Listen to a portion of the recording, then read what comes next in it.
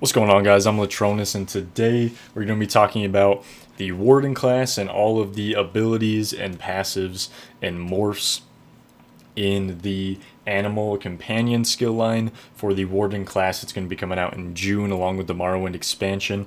So, ESO did a live stream and they showed all of the abilities. So I have video actually of all the abilities and everything. So you're gonna be able to get a look at them while I tell you about all of them. It is kind of a lot to get through, so bear with me. But it's a lot of good information. It tells you a lot about the class. So we're gonna go ahead and jump into it. I'm reading a lot from over here. I have almost like 2 pages of notes. So we're gonna just jump right into it and just kind of work through this as fast as we can. So the first ability is called Cliff Racer, and it kind of calls down like this big bird-looking reptile thing from the sky. It is a Magicka cast. It's undodgeable, but it can be blocked. The reason they made it undodgeable is just because it's like super easy to dodge because like a big portal shows up and then this bird makes like the big caw noise and then dives down. And if it was dodgeable, then it'd just be too easy. So the first morph on that is called Screaming Cliff Racer, and this one deals up to 15% extra damage at longer ranges. It also has an enhanced and higher scream that will tell you when you're at that full damage range, which is between 15 meters and 28 meters. So I'm assuming 28, around 28, 27 meters is when the full 15% extra damage will kick in. Morph 2 is called Cutting Dive. And it changes it from a magical ability to a stamina ability, and it'll just scale off your weapon damage and your max get stamina, and that's the only difference there. Next up, we have Scorch, which I'll just read the description. It says, stir a group of Shulk that attack after 3 seconds, dealing X amount of damage to enemies in front of you, and this is another magica ability. And this ability is really interesting because it's 20 meters long and 7 meters wide. So it's a really big area that it hits. And from what they were talking about on the live stream, it deals a ton of damage.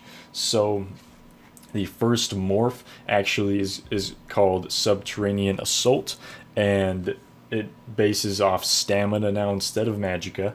A lot of these abilities you can switch over to stamina like a lot of the other classes.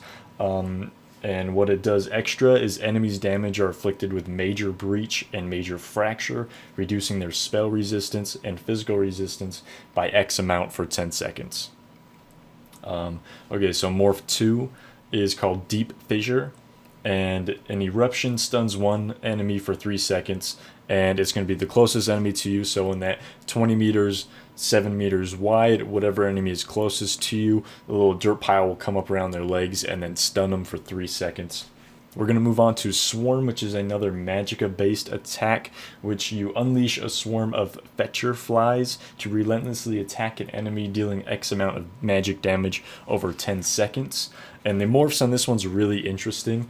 The first one is called Fetcher Infection, which every other cast deals 75% increased damage, and there is no like cooldown or cool off period where you have to time it, so you have to hit the one skill and then hurry and hit the second one, or else you won't get the 75% damage. There's nothing like that. As soon as you cast it once, your arms will actually glow, and so you know that that next cast is going to do 75% extra damage.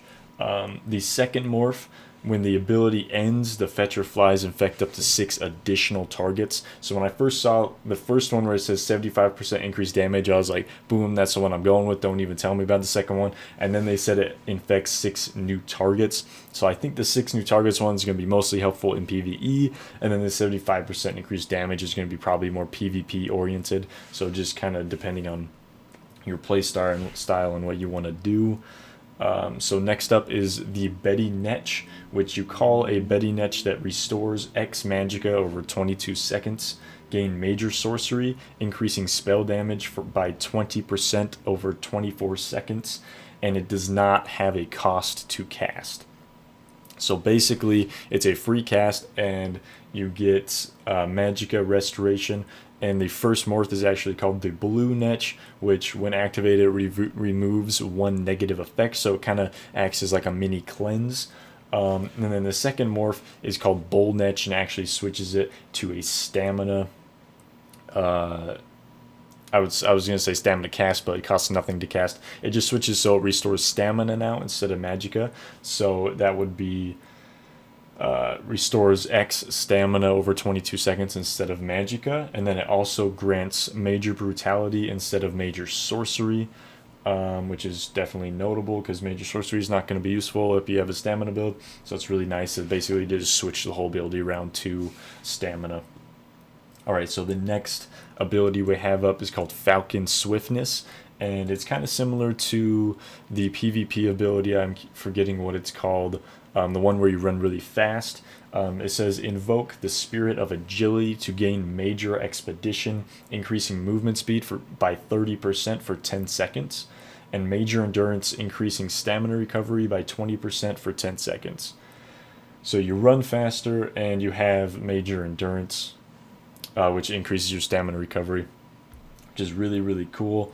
I feel like stamina builds are going to be really just kicking trash with this skill line. I don't know how the other ones are going to compare, but so far I think the stamina morphs are probably the ones people are going to lean a little bit more toward. So the morph 1 on Falcon Swiftness is gain minor evasion, which increases your dodge chance by 5% for 10 seconds. The morph 2 is gain minor berserk, which increases damage done by 8% for 10 seconds. So that one's kind of a toss-up. They're both kind of lower percentages. Personally, I'd probably end up going for the 8% increase in damage. I kind of go for like glass cannon builds, and 8% more damage is just gonna, help with that glass damage build a little bit more. And then finally, we have the ultimate, which you guys probably know about by now, is the Feral Guardian, which I'll just read the description off to you. It says, rouse a loyal Grizzly to fight at your side. The Grizzly's swipe deals X amount of magic damage. Once summoned, you can activate Guardian's Wrath for 75 ultimate, and it causes X magic damage and deals 100% additional damage to targets under 25% health. So to summon the bear, it's free. It doesn't cost any ultimate, even though it is an ultimate ability.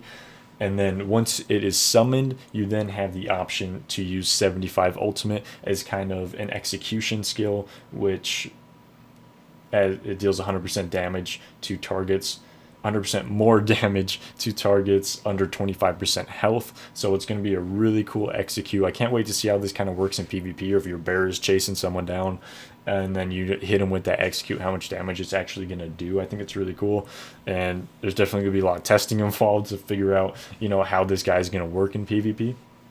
But anyway, get sidetracked. The morph 1 for this is called Eternal Guardian, which basically every 60 seconds you can resummon your Feral Guardian. So in this first morph, Eternal Guardian, it automatically resummons your bear every 60 seconds, so you don't have to worry about that. You don't have to take, I think it takes 2.5 seconds to cast it to actually summon the bear, so you don't have to take those 2.5 seconds to cast it. After 60 seconds, the bear will just automatically come back.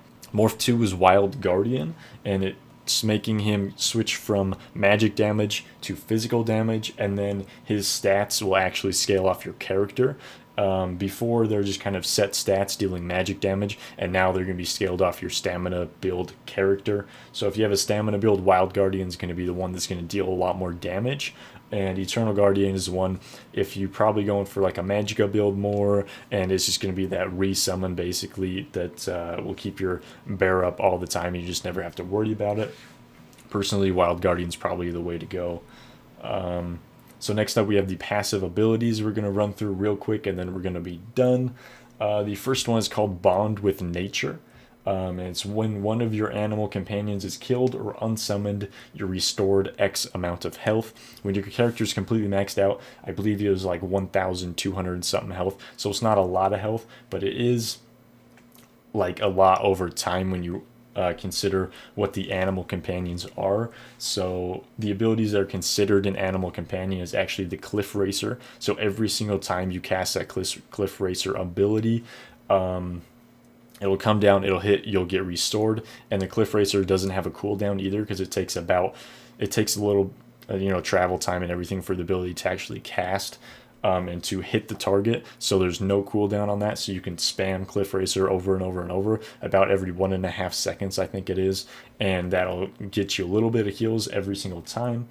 Also, the Betty Netch is considered a animal companion, and so when the Betty Netch goes away, you'll get healed a little bit. Your bear is considered an animal companion, and when that goes away, you'll get healed a little bit. And I believe the Swarm is also considered an animal companion, but they may change that in the future.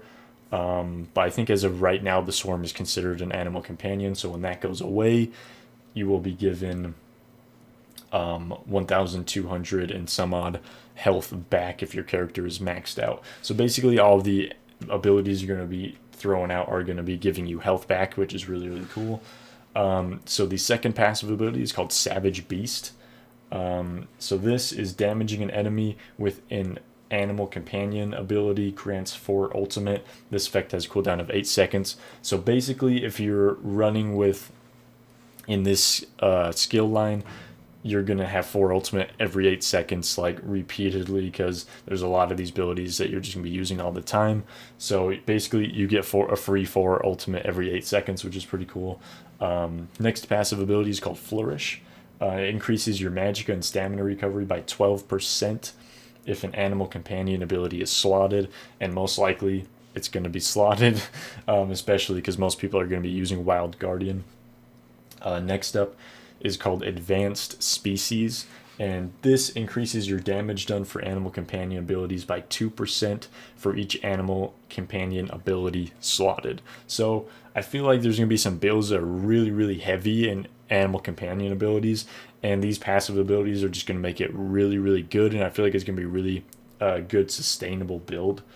Anyway, that is all of the skill line. I forgot what the skill line is called. For the animal companion skill line, that's all of the abilities, that's all of the passives, that's all of the morphs. When they talk about the other 2 skill lines, I will make another video on both of those skill lines. I think they're talking about both of them in the same live stream, so I'm probably just going to make one video about both of those skill lines. Anyway, guys, thank you so much for watching. If you enjoyed the video, drop a like. It would really, really help me out a lot. And if you found the video informative anyway, drop a like so other people can see it too. You can go ahead and check out my channel. I have a bunch of other Elder Scrolls Online stuff over there that you'll probably enjoy. And then you go ahead and subscribe to the channel. That would really help me out a lot and makes me feel good too. So subscribe to the channel. I have a bunch of other great gaming content over there too. So if you're into H1Z1 or just like a bunch of random games, I'll just post videos about them. I'm going to be covering Elder Scrolls Online all the way up until Morrowind launch, and then doing a whole bunch of videos on the Morrowind launch, doing updates, doing builds, doing everything I can. I'm really excited about this new DLC, but as of right now, I'm not really doing any gameplays or anything on Elder Scrolls Online because there's nothing like super new, but I'll keep you guys up to date on all things Elder Scrolls Online Morrowind. If you enjoyed the video, drop a like, subscribe to the channel. I'll see you guys next time. Thanks for watching.